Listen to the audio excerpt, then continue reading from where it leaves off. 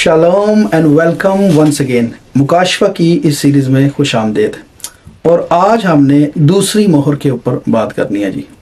और जैसे हमने पहली मोहर को भी देखा है, आज हम वैसे ही दूसरी मोहर को देखेंगे। लेकिन इस पर बात करने से पहले हमेशा की तरह मेरी आपसे ये रिक्वेस्ट है कि अगर कोई वीडियो पसंद आए तो लाइक भी करें, शेयर भी करें, और अगर आपने चैनल को सब्सक्राइब नहीं किया तो ज़रूर कर दें। Thank you. अच्छा जी, दूसरी मोहर 2 आयात पर मुश्तमिल है। जल्दी से इसको पहले पढ़ लें और फिर देखेंगे कि इसके अंदर बात क्या है।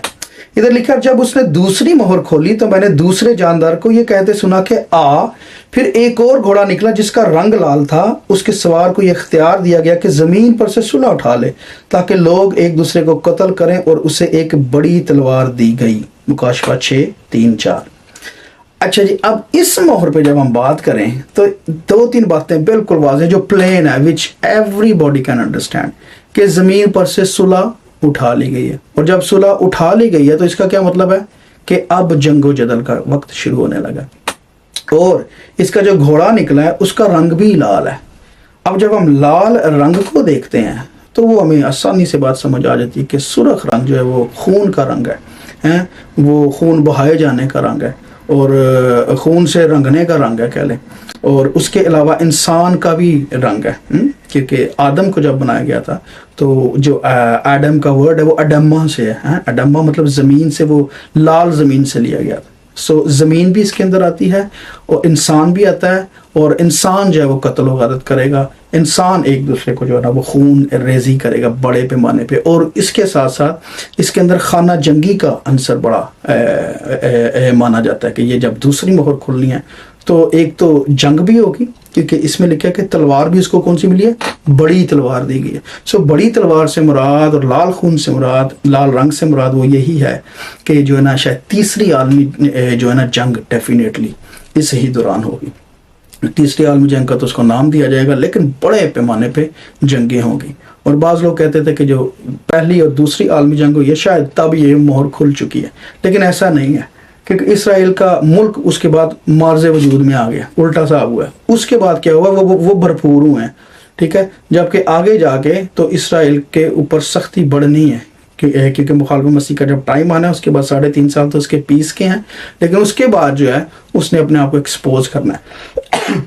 तो दूसरी जंग अजीम के बाद 1948 में इसराइल का मुल्क मार्ज़े वजूद में आया। अगले 70 सालों में ये बहुत ज़्यादा मजबूत हुआ है। और दूसरी तरफ देखें कि जो अरब दुनिया है वो वीक हुई है, और उसके साथ साथ रूस जैसा बड़ी ताकत जो थी वो भी, USSR वो भी टूट गई। चाइना के भी 2 हिस्से हो गए। तो जो इश्तराकियत का दौर था वो ख़त्म हुआ, या वो कमज़ोर हुआ, जो कम्युनिज्म था। और दूसरी तरफ जो डेमोक्रेसी है, जो वेस्टर्न वर्ल्ड है, उन्होंने पावर इख्तियार की है। अमेरिका जो है ना वो बड़ी सुपर पावर के तौर पर दूसरी आलमी जंग अज़ीम के बाद उभरा है, ठीक है। सो इसलिए जब इस ओवरऑल तनाज़ुर को देखते हैं तो ये इसराइल की फेवर में एक हिसाब से। अच्छा, और दूसरी बात यह है कि इसको अब देखें सियासी तनाज़ुर में थोड़ा सा देखें, हैं कि इसराइल के मुल्क को जब हम देखते हैं तो उसका जो फ्लैग है वो है ब्लू और वाइट कलर का, है जी। स्टार ऑफ डेविड बना हुआ है और वाइट बैकग्राउंड है। और स्टार ऑफ डेविड को उनका तो यही मानना है कि ये दाऊद की सिपर और ढाल के मायने में, जैसे वो ज़बूर में कहते हैं ना कि ये हवा मेरी सिपर है, वो मेरी ढाल है, वो मेरा मोहकम बुर्ज है, तो वो उसको उस तनाज़र में लेते हैं। और दूसरी तरफ आप देखें कि इसराइल का आप मैप देखें ना, तो मैप अगर फ्लैग्स के हिसाब से देखें तो इसराइल का जो फ्लैग है वो सिर्फ वाइट और ब्लू है। बाकी जो है वो ब्लैक में और रेड में, लाल में, काले में, और जो हरे में या वाइट भी थोड़ा है कहीं कहीं पर उनमें, ठीक है। लेकिन रेड जो है ना वो कॉमन है, ब्लैक भी ऑलमोस्ट कॉमन है, ग्रीन भी काफ़ी है, लेकिन रेड तो बहुत ही ज़्यादा है। सो उससे ये पता चलता है कि इसराइल के आसपास जो है वो कौमें जो हैं अरब दुनिया मोस्टली हैं। अब ये देखें जितने मैं झंडे बोलने लगा हूँ ये इस्लामी दुनिया की है मोस्टली। और इनका बेशतर का रंग जो है ना लाल रंग लाजमी, जैसे ईरान के उसमें लाल है, लबनान में लाल है, टर्की का तकरीबन सारा ही लाल है, फ़लस्तीन के झंडे में लाल रंग है, शाम के झंडे में, उर्दन के, मिस्र के, यमन के, कुवैत, इराक, रशिया इवन, ठीक है ना।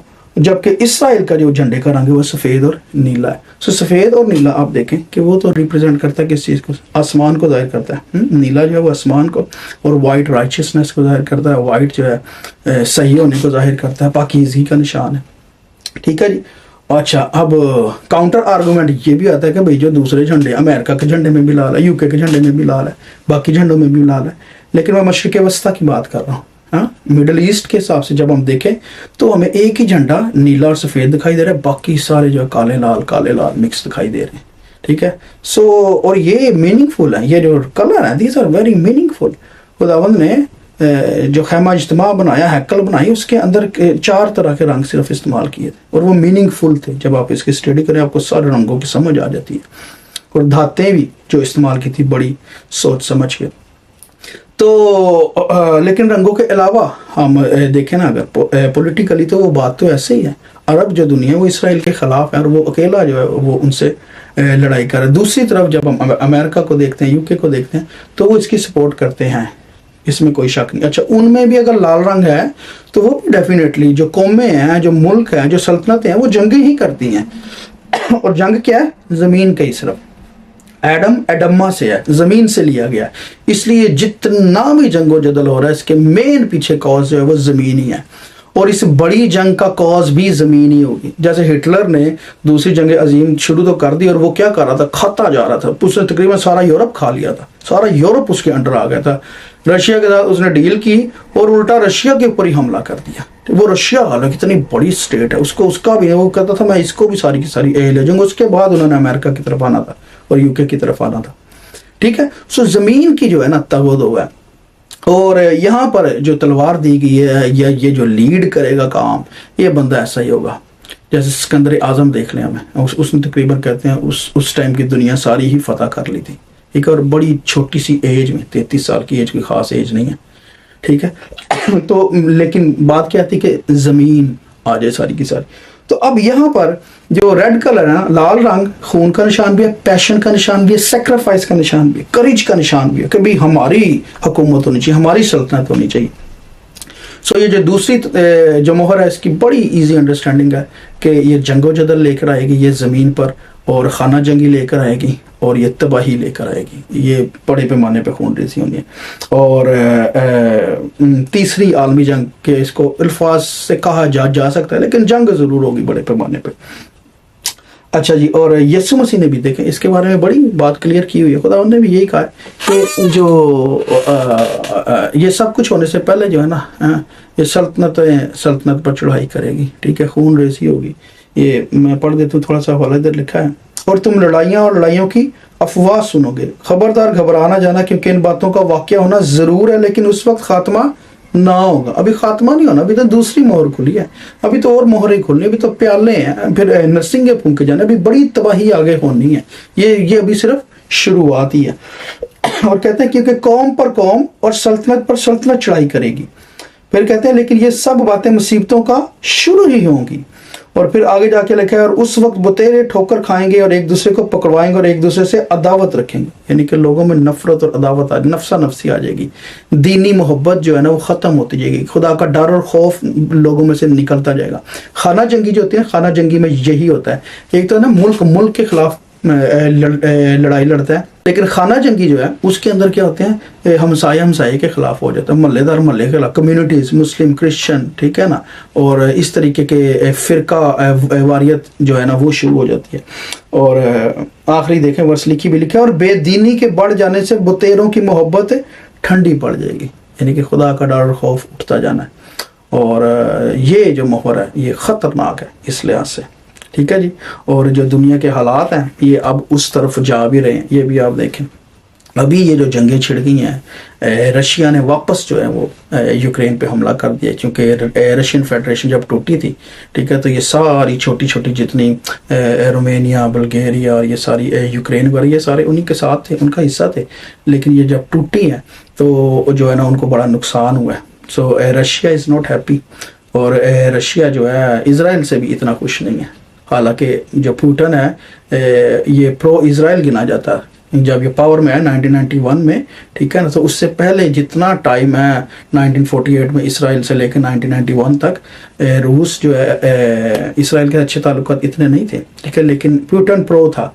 लेकिन Russia will be used for the against the Israel, और चाइना भी, चाइना तो है ही सारा देखें लाल रंग है, इश्तराकियत का रंग है, और वो तो डेफिनेटली वेस्टर्न वर्ल्ड के शुरू से ही अगेंस्ट है।